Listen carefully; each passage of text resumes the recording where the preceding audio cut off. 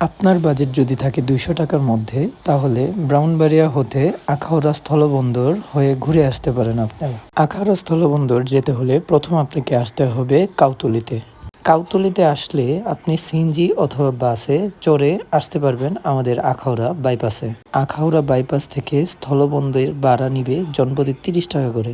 ব্রাহ্মণবাড়িয়া হতে আখাউড়া স্থলবন্দর পর্যন্ত আমাদের মাথাপিছু ভাড়া পড়েছে 100 টাকা। আর আপনি যদি প্রাকৃতিক প্রেমিক হন, তাহলে প্রকৃতিক দেখতে দেখতে আপনি পৌঁছে যাবেন আখাউড়া স্থলবন্দরে। আপনারা সবাই যদি ভারতের সীমানার কাছাকাছি যেতে চান এবং বিএসএফ এর সাথে ছবি তুলতে চান, তাহলে আপনাদের দুইটা সময় সিলেকশন করতে হবে। একটা সময় হচ্ছে ভোর সকালে, আরেকটা সময় হচ্ছে বিকালে।